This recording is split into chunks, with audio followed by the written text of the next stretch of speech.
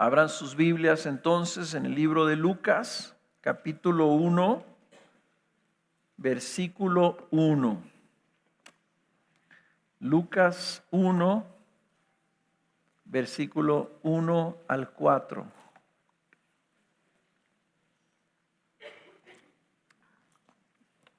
La serie le hemos puesto firmes en la certeza del Evangelio. Y el mensaje de hoy se llama La certeza en el Evangelio. Y lo estamos tomando, el nombre de la serie, de esta introducción. El evangelista es original en ese sentido, que él puso una introducción formal al inicio del Evangelio, de distinción de todos los demás. Aunque el prólogo del libro de Juan es una disertación teológica muy importante, el prólogo, la introducción del Evangelio de Lucas es una introducción también muy interesante porque es algo que escribió de manera especial, con un lenguaje, digamos, muy formal para introducir lo que estaba él presentando. En otras palabras, él escribió el relato de la historia de la vida de Cristo Jesús y luego le puso una introducción como al enviarla a la persona que estaba dedicada este evangelio, que es un hombre que se llamaba Teófilo. Pensamos que era algún gobernante, puesto que le llama excelentísimo. Y de ahí vamos a leer el día de hoy lo que yo creo que es el propósito de Lucas, movido por el Espíritu Santo para escribir su evangelio. Vamos a leer. Dice, por cuanto muchos han tratado de compilar una historia de las cosas que entre nosotros son muy ciertas, tal como nos las han transmitido los que desde el principio fueron testigos oculares y ministros de la palabra. También a mí me ha parecido conveniente, después de haberlo investigado todo con diligencia desde el principio, escribírtelas ordenadamente, excelentísimo Teófilo, para que sepas la verdad precisa acerca de las cosas que te han sido enseñadas. Esa es la introducción al Evangelio de Lucas. Ahora, en los 4 evangelios, este es uno de los más importantes. Todo es importante, pero este es un libro muy importante. Porque, curiosamente, Dios escogió a un hombre que no necesariamente era judío para que escribiera el libro del Evangelio de Lucas, ¿verdad? Que nosotros le pusimos el Evangelio de Lucas, él puso simplemente una historia ordenada de las cosas que habían sucedido. Y luego escribió un segundo libro como la continuación de la historia, que es el libro de Hechos. Por el libro de Hechos sabemos que él escribió también el Evangelio. Estos 2 libros forman una historia que empieza con el nacimiento de Cristo y continúa con el nacimiento de la iglesia hasta el encarcelamiento de Pablo. Ahora, si tú tomas el Evangelio de Lucas y el libro de los Hechos, tú vas a encontrar que esa es la mayor, es el contenido más amplio del Evangelio escrito por un solo hombre. O sea, es más estos 2 libros en el Nuevo Testamento que las cartas de Pablo. Es un volumen muy grande. Es la contribución más amplia y extensa en el Nuevo Testamento por un solo autor. Los 2 libros son narraciones históricas, pero contienen mucha enseñanza teológica y contienen principalmente el llamado a los lectores a que respondan a lo que en sus páginas se está presentando.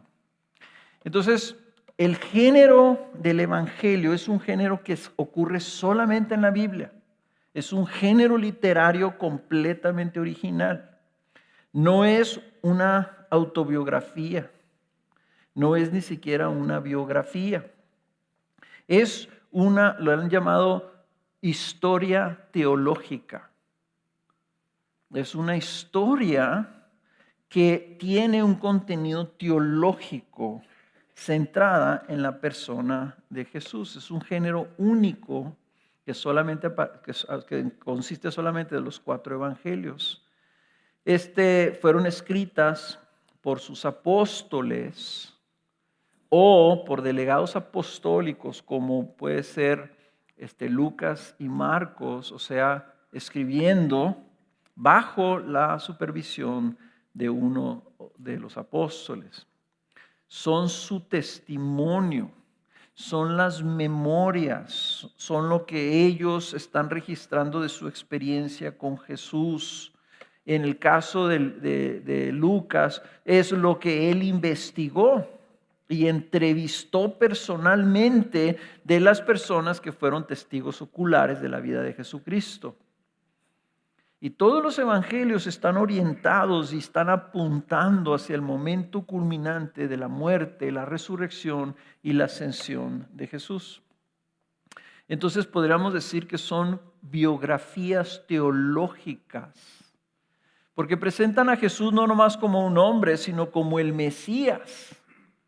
Y lo presentan a Él como el que viene a cumplir o dar cumplimiento a las profecías del Antiguo Testamento, o sea, un personaje completamente escogido, apartado, diferente de todos los demás. Por eso ellos escriben esto como evangelistas. Se les dice evangelistas porque estos están proclamando las buenas nuevas, las buenas noticias. Evangelio significa buena noticia de la vida y obra de Jesucristo. Y tienen un propósito no solamente de informar históricamente, teológicamente, sino de llamar a los lectores para que pongan su fe en Jesús y lo reconozcan como Señor en sus vidas. Ahora, aquí la pregunta es, ¿por qué Lucas decidió escribir este libro? Bueno, la respuesta fácil es decir, pues porque el Señor lo movió a escribirlo. Pero todavía no contestamos, ¿por qué? Y aquí lo escribe Lucas y dice que lo escribe para que su amigo Teófilo y para nosotros pudiéramos tener una seguridad en lo que se nos ha transmitido, en lo que se nos ha dado a conocer, para que nuestra fe en Jesús y su obra sea completamente firme. Sea absolutamente firme.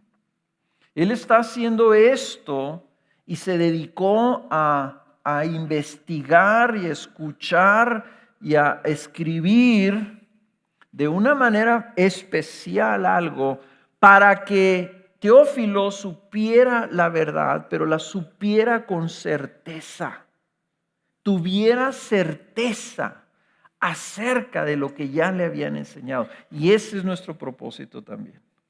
Nosotros vamos a estar predicando el libro de Lucas a gente que ya conoce a Jesús y ha oído de Jesús, y ha leído de Jesús, y ha aprendido de Jesús, con la intención de que lo que ustedes saben, con la intención de la verdad que ustedes ya tienen, la sepan, la conozcan y la tengan con certidumbre.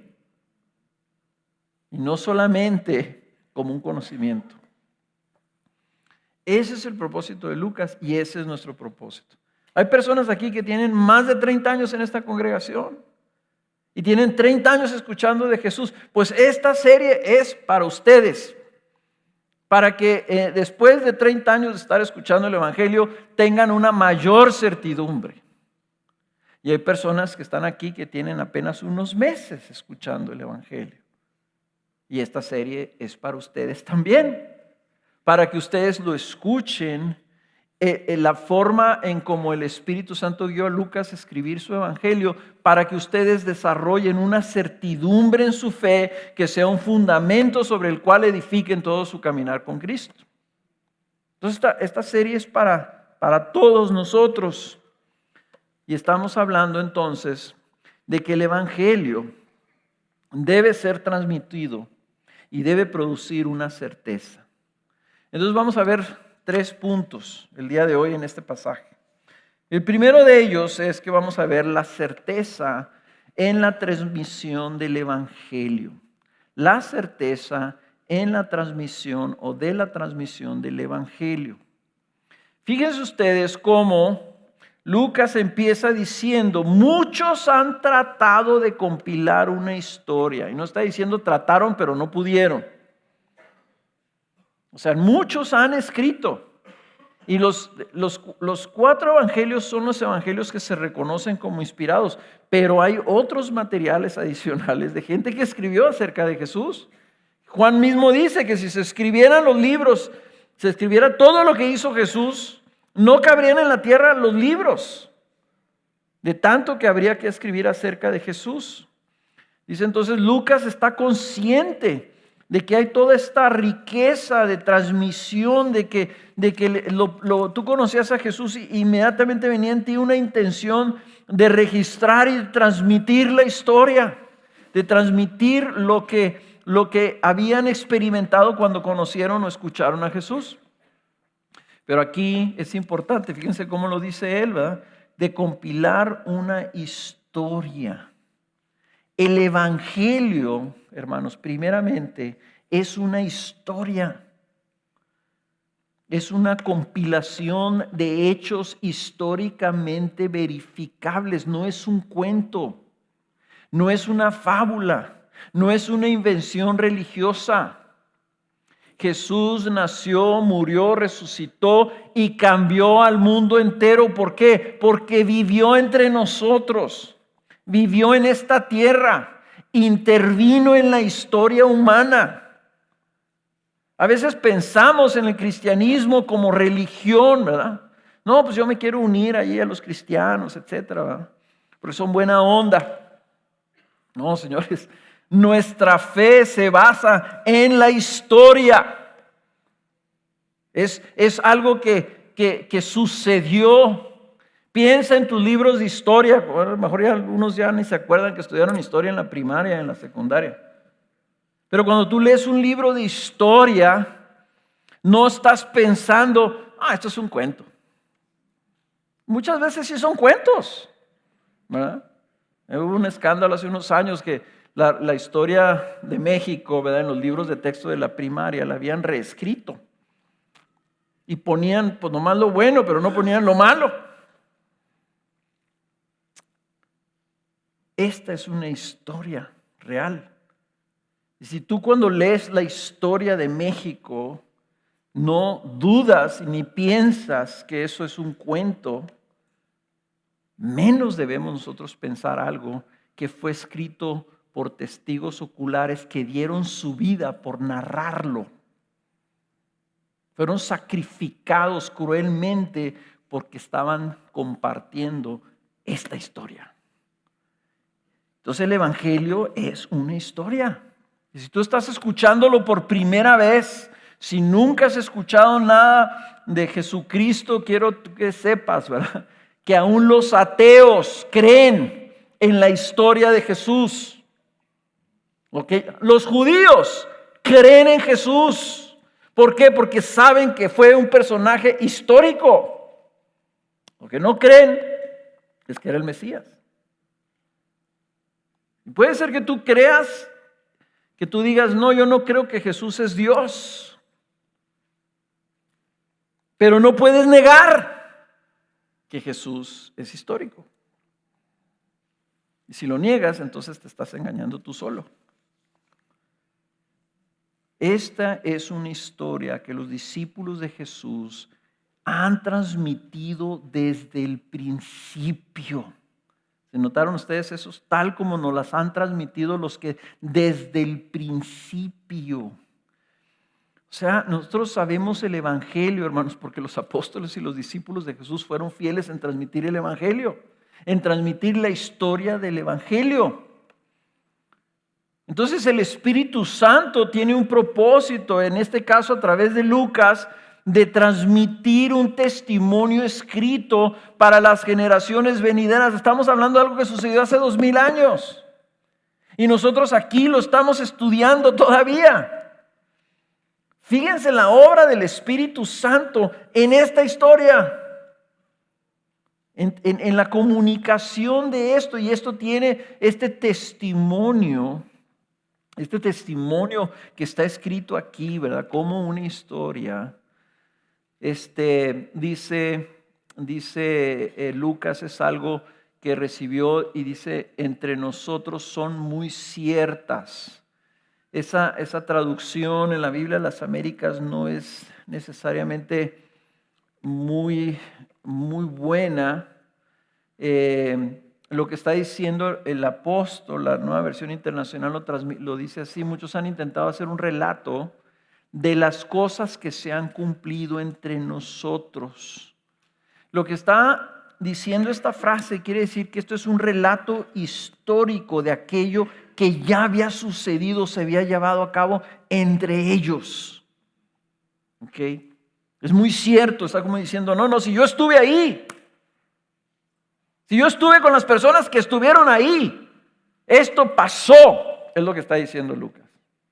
Las cosas que entre nosotras son muy ciertas, las cosas que se cumplieron, las cosas que sucedieron. Eso es lo que está siendo transmitido. Es un relato, y dice histórico, cuidadoso, y dice que los testigos oculares y ministros de la palabra habían transmitido. ¿Vieron eso? Tal como nos lo han transmitido los que desde el principio fueron testigos oculares. Este es un documento que, aunque fue inspirado por el Espíritu Santo, no fue inspirado así como yo no sabía nada y de repente me dijo el Espíritu Santo que lo escribiera. No, fue inspirado por el Espíritu Santo. Escribe lo que sabes, escribe lo que viste y yo te voy a recordar cosas, pero tú escribe lo que es tu testimonio. Ese es el testimonio bíblico. O sea, no es una revelación de cosas misteriosas o cosas ocultas, sino es el relato de los eventos que sucedieron delante de ellos y que lo vieron. ¿Ok? Entonces nuestra fe no está basada, hermanos, en imaginaciones. Nuestra fe está basada en algo que es muy cierto, muy evidente, que se ha cumplido y que por ello está siendo relatado. Y está siendo relatado por testigos oculares. Y noten que los testigos oculares que habla aquí en el versículo 2 fueron hombres y mujeres que que Cristo mismo escogió, los llamó, los enseñó y luego les encomendó que lo transmitieran. ¿Ok? Y ellos fueron transformados no solamente en testigos, sino en ministros de la palabra. Lo que está diciendo es que Jesús escogió a discípulos para que luego ellos empezaran a comunicarlo, y eso es el inicio. Por eso nosotros somos personas que tenemos fe en la palabra. ¿Cuál palabra? La palabra transmitida. Si tú le quitas el evangelio a la Biblia, ya no tiene sentido nuestra fe.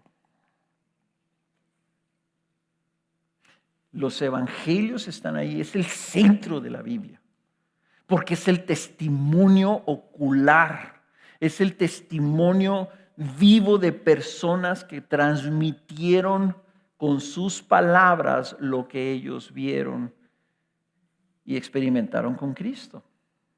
Fíjense lo que dice el apóstol Lucas cuando Jesús mismo les explica esto, ahí en Lucas 24. Lucas 24, 44. Es el mismo, es hacia el final del Evangelio, Lucas 24, 44. Ok, ya casi terminando el libro. Estaba ya el Señor resucitado, se presenta Jesús con ellos, le dan un pescado asado, lo toma y lo come delante de ellos. ¿Ok? Parece así una escena así un poquito curioso que el Señor se puso a comer con ellos. Quiere decir que probablemente si nosotros vamos a tener un cuerpo como el de Jesús, ¿verdad? Pues probablemente en el cielo vamos a estar comiendo pescado asado también.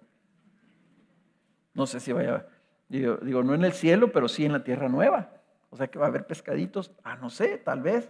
Pero aquí el Señor está comiendo un pescado asado con ellos y luego les dice: esto es lo que yo os decía cuando todavía estaba con vosotros. Todavía no se va, pero ya se va a ir.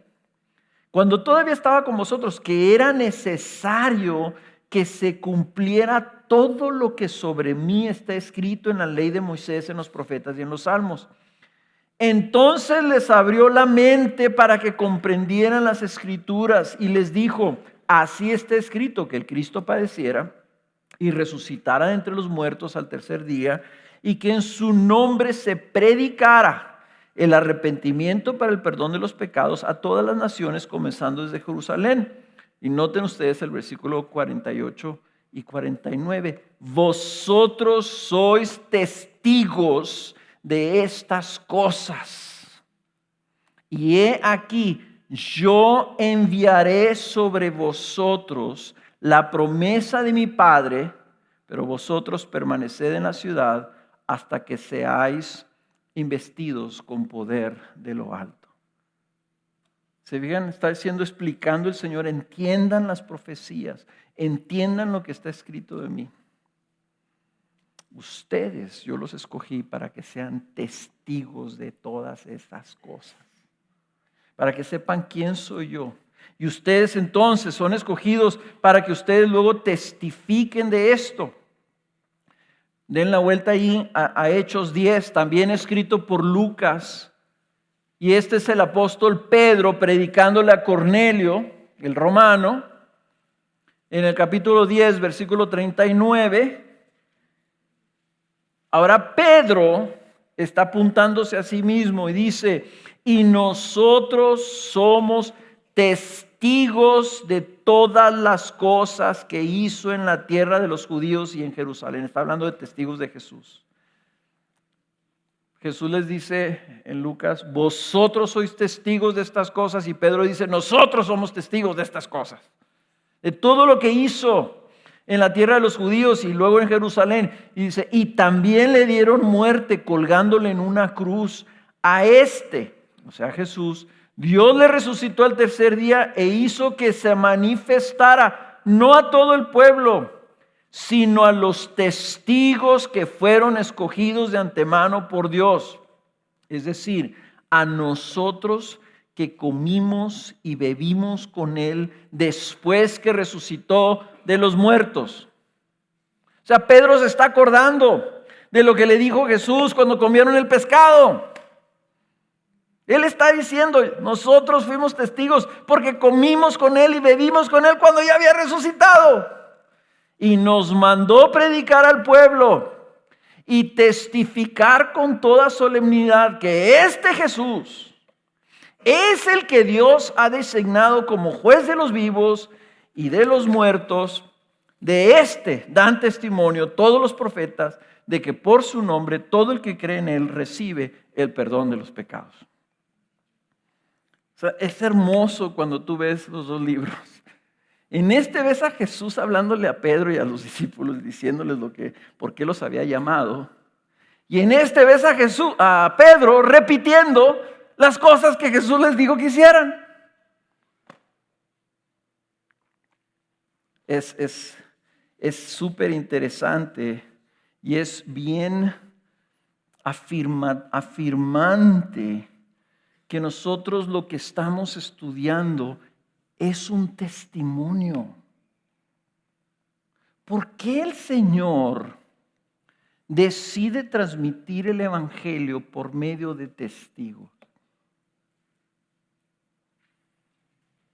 Porque Él podía haberse quedado. Él podía haber seguido haciendo milagros y seguir buscando que se convirtiera la gente. Yo no sé. Podía haber hecho señales en el cielo. Podía haber escrito el evangelio en el cielo, ¿verdad? Para que todo el mundo lo pudiera ver. pero lo hace por medio de testigos. Ese es su plan y su propósito. Y me acuerdo hace muchos años que compartí de un licenciado que decía, tú puedes sentenciar a muerte a un criminal con el testimonio de 2 testigos. Jesús mencionaba de que la ley judía requería 2 testigos. Pablo le dice a Timoteo, no aceptes acusación contra un anciano a menos de que haya 2 testigos. La Escritura nos dice que hubo 500 testigos de la resurrección de Cristo Jesús. Y lo más importante para nosotros en el libro de Lucas es que Lucas, yo no dudo porque se ve que este hombre era un hombre bien diligente, dice que lo hizo y lo investigó tan cuidadosamente. No duden ustedes que Lucas tenía una lista de las 500 personas y dijo, yo tengo que hablar con todos ellos. Porque una de las cosas hermosas del libro de Lucas es que contiene como un 30% más de información que contienen los otros evangelios. O sea, este cuate se metió. Dios hizo a Lucas y era doctor. Y los doctores, yo no sé, que no se ofendan los doctores aquí, ¿verdad? Pero parece ser que los doctores son así como que muy metidos en su cosa, ¿no? Estudian y se preparan y investigan y son detallistas y son analíticos. Y Dios hizo a Lucas y luego lo llamó, porque tú dices, ¿por qué no hay el testimonio pues, de otros, de Santiago, ¿verdad? El evangelio de Santiago, el evangelio del otro Judas, ¿verdad? El evangelio de tantos. ¿Por qué Lucas? Porque Dios, pensando en nosotros, el Espíritu Santo llamó a Lucas, lo pegó con Pablo, aprendió de Pablo y dijo, y escuchó el evangelio, yo no sé si por medio de Pablo o por medio de quién, y lo dijo, yo voy a regresar hasta el principio y voy a investigar y voy a escribir cuidadosamente, ordenadamente, para que todo lo que se tiene que saber, ¿verdad? O lo importante que se tiene que saber de Jesús quede establecido en un documento, para que ese documento quede ahí y por todas las generaciones los creyentes sigan teniendo un relato ordenado, cuidadoso, investigado, para que nosotros tuviéramos este testimonio. Qué bendición tan grande para la iglesia ha sido este hombre. Él lo puso como doctor. Yo tengo certidumbre, dijo Lucas. Ahora yo quiero que tengan certidumbre todos los oyentes del evangelio. Por eso lo investigó, por eso empoderado por el Espíritu Santo lo hizo. Y noten que no solamente es una historia en base a los recuerdos de Lucas. Fíjense lo que dice el Señor en Juan 15, 26. Dice, cuando venga el Consolador, o sea, el Espíritu Santo, a quien yo enviaré del Padre, es decir, el Espíritu de verdad que procede del Padre. Fíjense lo que va a hacer el Espíritu Santo. Él dará testimonio de mí. Y vosotros, le está diciendo a sus discípulos, daréis testimonio también, porque habéis estado conmigo desde el principio. Lo sabemos nosotros en el capítulo 14 y en el capítulo 16, que nos está explicando la obra del Espíritu Santo, era enseñarle a los discípulos, era recordarles todo lo que ellos habían visto y todo lo que Él había dicho, era informarles y revelarles de las cosas que iban a suceder. El Espíritu Santo viene a dar testimonio de Jesús por medio de aquellos que Él escogió como testigos. Ahora, los discípulos, que luego fueron los apóstoles, recibieron esa encomienda. Pero la razón por la que el Señor escogió transmitir el evangelio por medio de testigos, hermanos, es para que todavía ahorita, 2000 años después, siga siendo transmitido por testigos. O sea, nadie está esperando que aparezca una señal en el cielo, que empiece ahí como los avioncitos esos que pasan así con unas letras, ¿verdad? Que es lo que nadie alcanza a leer bien, así, así va a estar pasando el evangelio por los cielos. No, dice el Señor, no, yo quiero asegurarme de que esto se comunique. Entonces, dice, lo vamos a hacer por medio de testigos oculares que lo transmiten a otros. Esos tienen una certeza porque mi Espíritu Santo va a confirmar esa palabra y luego eso se lo van a comunicar a otros. Y eso se lo van a comunicar a otros. ¿Y cómo es posible que 2000 años después todavía estamos creyéndolo con certidumbre? Porque hemos recibido el testimonio de los testigos oculares y el Espíritu Santo nos está diciendo, esto es verdad.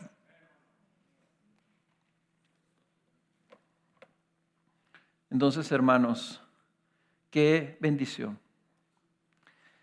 Cuando Lucas escribió su evangelio, con su mente, con su intelecto hecho por Dios de manera especial y la inspiración del Espíritu Santo, Él lo ordenó de una manera que ustedes lo van a ver cuando estemos predicando, que el evangelio está como que hay cápsulas, como que hay secciones en donde está tratando de transmitir un punto. No está necesariamente cronológico. Lucas no es un evangelio cronológico, como si fuera temático, ¿verdad? Donde él agarra episodios de la vida de Jesús, donde Jesús estaba tratando de comunicar, lo interpreta y luego los pone juntos. Para que nosotros al estarlos leyendo, por eso es que vamos a leer secciones grandes, porque vamos a leer todos esos episodios y luego vamos a encontrar por qué Lucas pone estos episodios juntos. Para entender, para tener certidumbre, no nomás en los hechos históricos, sino por qué lo estaba haciendo Jesús. Porque el propósito, número 2, es que tengamos plena seguridad en el evangelio transmitido. Que tengamos plena seguridad en el evangelio transmitido. Vimos que hay certeza en la transmisión. Jesús mismo lo estableció por medio de testigos. Pero ahora nosotros tenemos que tener plena seguridad o certeza en el evangelio transmitido. Dice, para que sepas la verdad precisa. La Reina Valera dice, para que conozcas bien la verdad de las cosas en las cuales has sido instruido. Versículo 4, estoy en el 1:4. Okay. Esa traducción, aunque es correcta, tanto de la Reina Valera como la Biblia de las Américas, esto es una palabra especial que usa aquí el apóstol Lucas. Y el énfasis que se le da en esta traducción tiene un énfasis en el conocimiento. Dice, para que sepas la verdad precisa. La Reina Valera dice, para que conozcas bien la verdad. Pero la Nueva Versión Internacional y la Nueva Traducción Viviente, que son equivalencias, en donde la traducción de la Nueva Versión Internacional no es la traducción exacta de la palabra, sino la traducción exacta de la idea de los autores originales, lo ponen así, para que llegues a tener plena seguridad de lo que te enseñaron. La Nueva Traducción Viviente dice, para que puedas estar seguro de la veracidad de todo lo que te han enseñado. En otras palabras, lo que estamos hablando es de conocimiento seguro. Que tengamos un conocimiento seguro, certeza, certidumbre en lo que se nos ha comunicado. Lucas lo investigó todo con cuidado para presentarlo de una manera ordenada para que sirviera de un refuerzo, digamos, de una afirmación, que fuera firmada la fe de Teófilo y de nosotros de una manera inconmovible.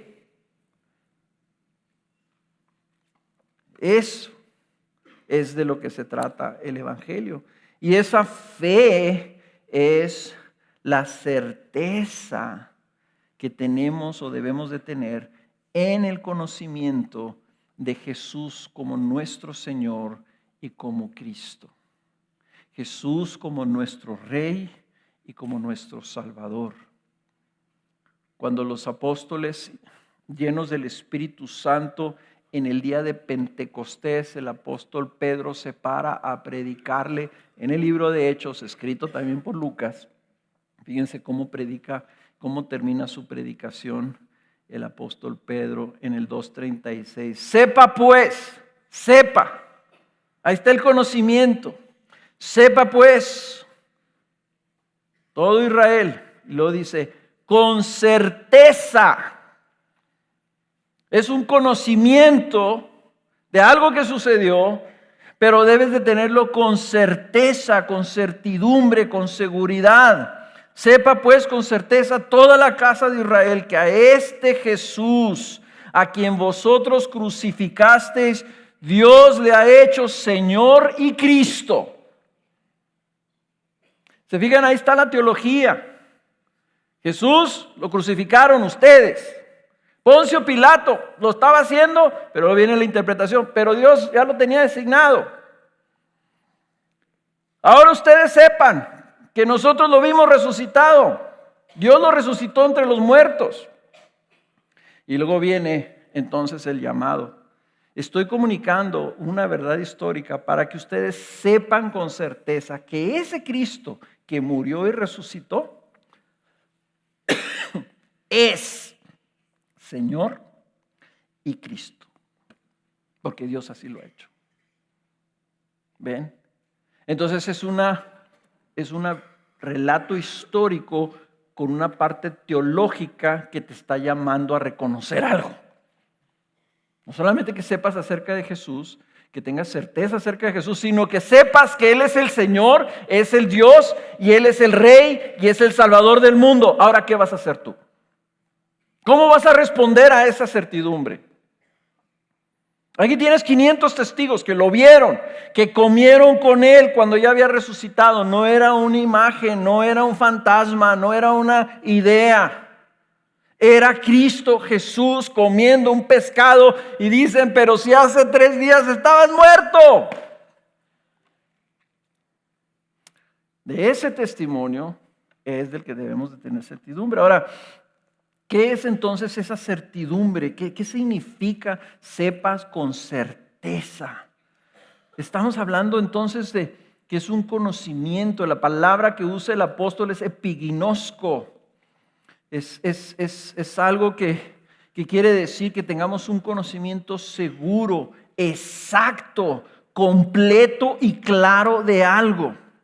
Eso es lo que te da la certeza, te da la firmeza, conocer exactamente y completamente algo que se nos ha revelado.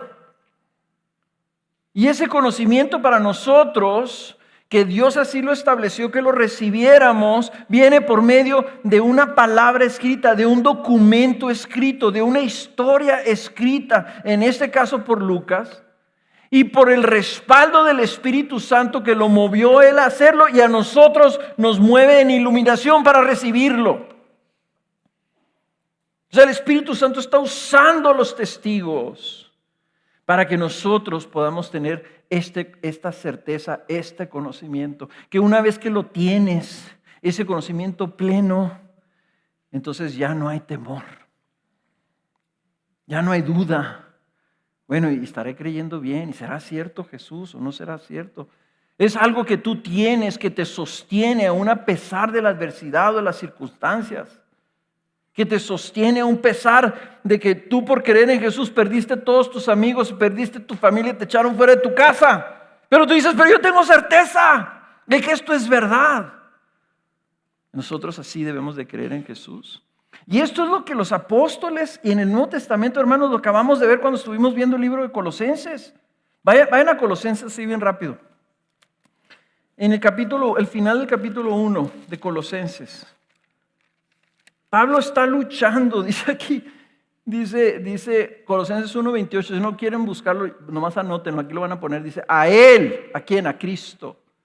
A Él nosotros proclamamos, dice, amonestando a todos los hombres, enseñando a todos los hombres con toda sabiduría, a fin de poder presentar a todo hombre perfecto en Cristo, y con este fin también trabajo, esforzándome según su poder que obra poderosamente en mí. O sea, ven ustedes que Pablo le está echando ganas, ¿verdad? Pero dicen, ¿para qué? Fíjense para qué dice, continúa en el versículo 2, porque quiero que sepáis qué gran lucha tengo por vosotros y por todos los que están en la Odisea y por todos los que no me han visto en persona, para que sean alentados sus corazones y unidos en amor, alcancen todas las riquezas, todo el beneficio, todas las bendiciones que proceden de una plena seguridad de comprensión, de un conocimiento certero, cierto, con certeza, resultando en un verdadero conocimiento del misterio de Dios. ¿Cuál es el misterio de Dios? Es decir, de Cristo, en quien están escondidos todos los tesoros de la sabiduría y del conocimiento. O sea, lo que Lucas está haciendo es lo que él vio que estaba haciendo Pablo. El apóstol luchaba, se esforzaba, trabajaba para que los creyentes alcanzaran toda la riqueza que viene de tener esta certidumbre. Hermanos, eso es lo que el equipo pastoral quiere para ustedes. Que ustedes alcancen la riqueza, tengan la riqueza que te da esa firmeza en tu fe. Entonces, ¿qué es lo que Lucas quiere que conozcamos con certeza? Eso mismo, es a Él a quien nosotros proclamamos. ¿Qué es lo que vamos a encontrar en su evangelio? Es a Él, a Jesús. Lucas quiere que conozcamos perfectamente, completamente y exactamente quién es Jesús.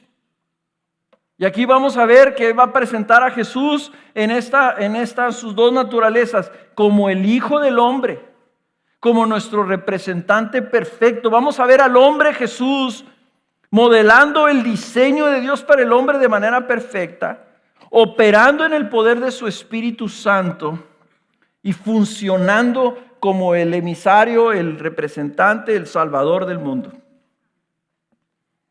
Pero también lo vamos a ver como el Hijo de Dios encarnado.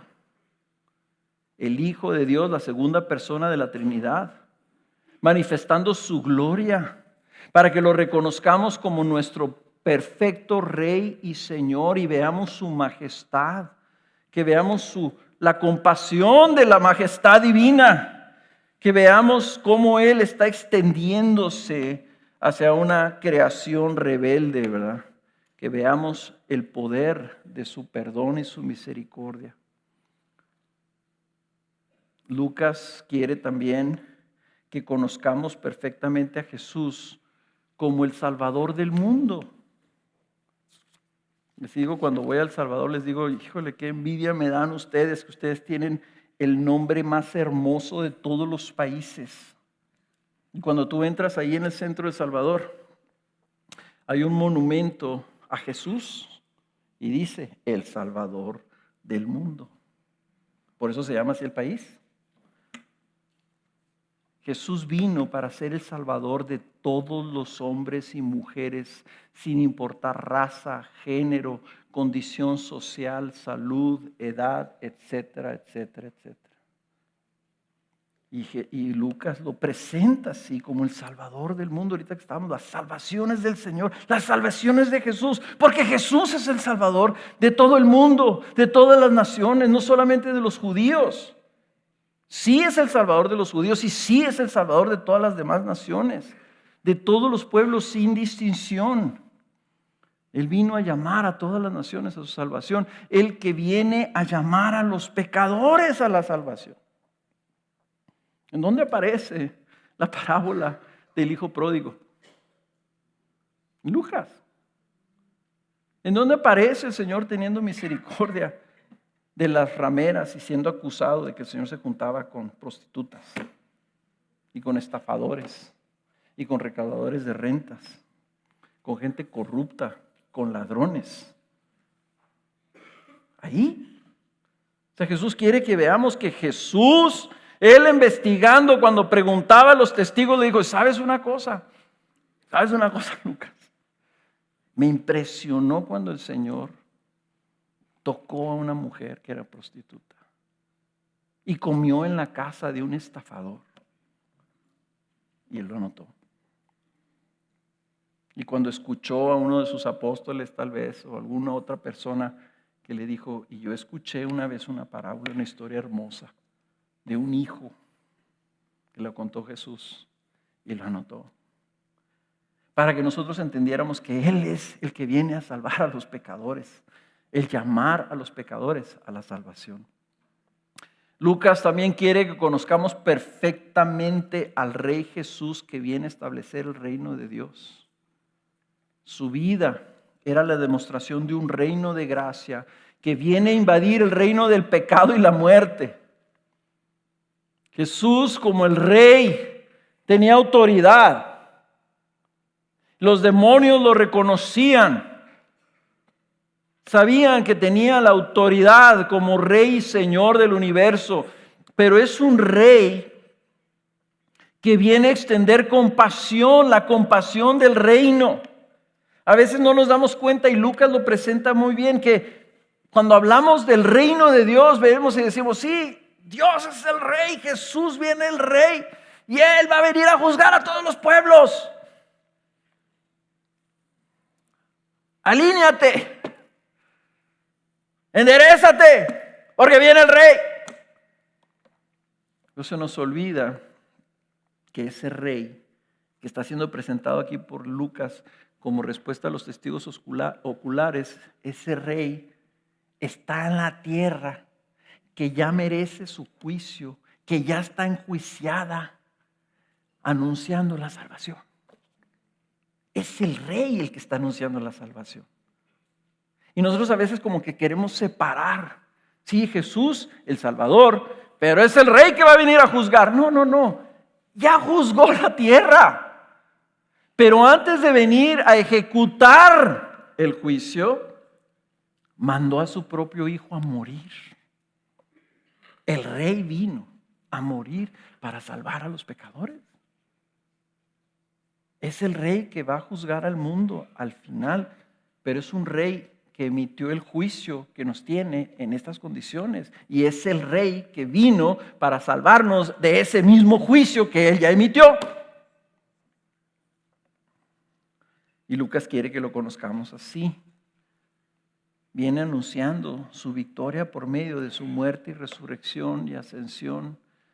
Es el Rey que anuncia que enviará su Espíritu Santo para su pueblo, para que pueda su pueblo vivir apoyados en el poder que Él mismo experimentó en victoria hasta el día que Él venga a llevarnos a su presencia.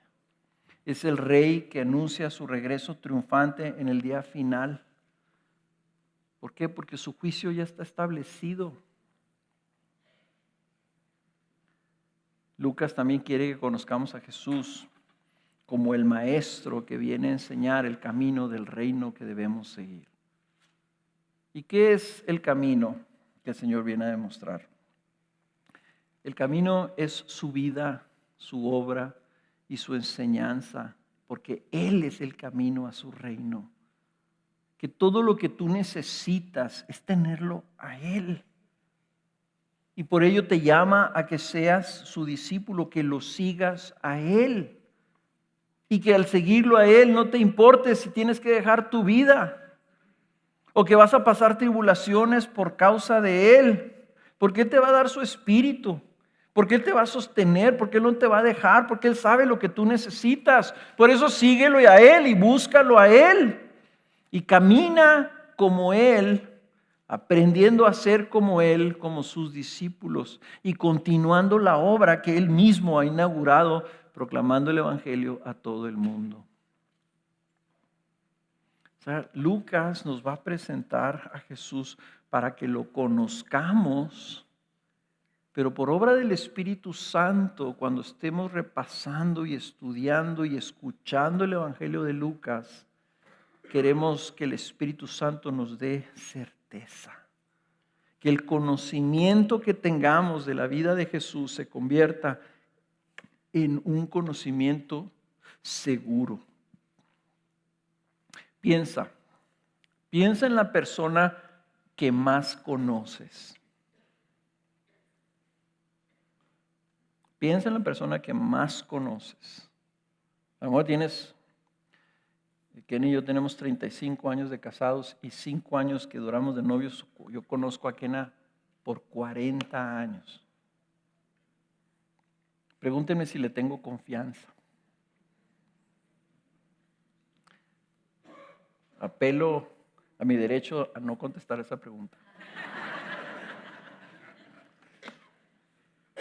O sea, yo la conozco. Yo sé cómo reacciona, cómo responde, yo sé sus fortalezas, sus debilidades. O sea, el conocimiento, hermano, nos lleva a entonces relacionarnos con la persona conforme a lo que conocemos de ellas. ¿Verdad? Entonces, entre más conoces a una persona, entre más profundizas la comunión con esa persona, tu respuesta y tu relación con esa persona se fortalece. Ahora hazte una pregunta. Si tú conoces a alguien 20, 30, 40 años, que realmente lo conozcas, pregúntate, ¿qué tanto conoces a Jesús? Esa es una pregunta que me hago yo. ¿Qué tanto conozco yo a Jesús comparado a cómo conozco a mi esposa? Con Jesús he caminado 40 años. O sea, mi certeza. La cosa es que Jesús no tiene defectos, no tiene debilidades, no tiene fallas, no tiene flaquezas. Pero ¿qué tanto lo conozco? Esa es la pregunta que nos debemos estar haciendo, porque en base a la certidumbre que tengamos en el conocimiento de Jesús va a ser la firmeza de nuestra fe, que me lleva a mi tercer punto, porque es importante estar con ese conocimiento seguro, tener esa convicción, tener esa certeza, estar completamente convencidos. Nomás les voy a dar 4 razones. Si quieren más, pues se las daremos la próxima semana, pero ahorita por lo pronto 4 nomás. Número 1, y bien rápido. ¿Por qué es importante tener ese conocimiento seguro? Porque esa es la definición de lo que es la fe. Hebreos 11:1, ¿qué dice? Ahora bien, la fe es la ¿qué? Certeza, certidumbre, conocimiento seguro de lo que se espera, la convicción, la seguridad de lo que no se ve. Nosotros tenemos una fe en algo que estamos esperando a nuestro Salvador, estamos esperando la salvación de nuestras almas, estamos esperando que Él cumpla sus promesas y aún eso no sucede. Nuestra fe es en un hombre que es Dios, que no vemos, pero lo amamos y creemos en Él. Creemos que por su muerte y su resurrección Él es Rey y Señor, porque así nos lo comunicaron sus testigos y nosotros les hemos creído a ellos por medio de la iluminación del Espíritu Santo. Es una fe racional, pero nuestra certidumbre viene con la combinación de ese conocimiento y de nuestra revelación sobrenatural del Espíritu, de manera que caminamos con Jesús. De tal forma que nosotros podemos tener certidumbre y esa es nuestra fe. Número 2, porque esa certidumbre nos guardará de descuidar nuestra fe. El autor de Hebreos en el capítulo 2 escribe esto. Nomás anoten la cita y véanlo aquí en la pantalla. Dice, por tanto debemos prestar mucha mayor atención a lo que hemos oído. No sea que nos desviemos. Fíjense, prestar mucha atención, porque si la palabra hablada por medio de ángeles resultó ser inmutable y toda transgresión y desobediencia recibió una justa retribución, ¿cómo escaparemos nosotros si descuidamos una salvación tan grande, la cual después que fue anunciada primeramente por medio del Señor, nos fue confirmada por los que oyeron, testificando Dios juntamente con ellos tanto por señales como prodigios y por diversos milagros y por dones del Espíritu Santo, según su propia voluntad. ¿Por qué tenemos que tener certeza y seguridad, hermanos? Porque no podemos descuidar una salvación tan grande que nos transmitieron estos testigos. Primero Jesús, que lo dijo y que aquí está anotado, y luego los testigos que lo transmitieron y lo pasaron. ¿Cómo vamos nosotros cómo podemos descuidar esto? ¿Cómo podemos desviarnos de esto? Hay un peligro, hermanos. ¿Cuál es el peligro? El peligro es que podemos descuidar nuestra fe.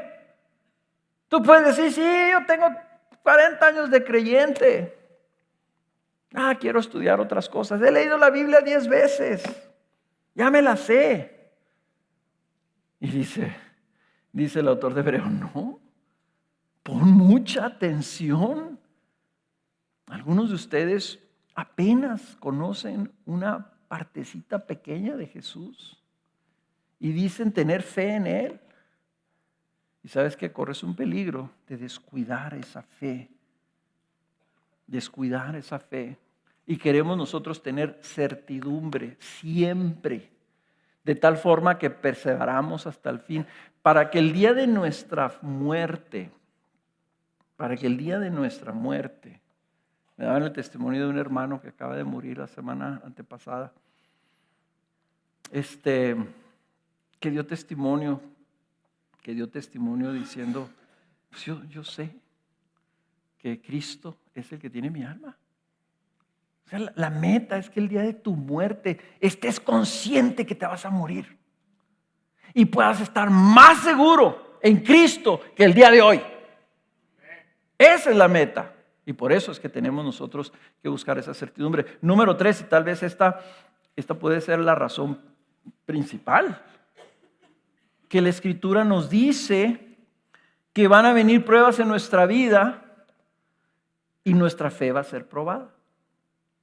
Entonces tenemos que tener fe, dice Pablo en 2 de Timoteo, por lo cual también sufro estas cosas.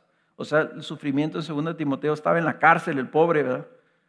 Dice, sufro estas cosas, pero no me avergüenzo. Fíjense cómo responde Pablo, porque yo sé en quién he creído.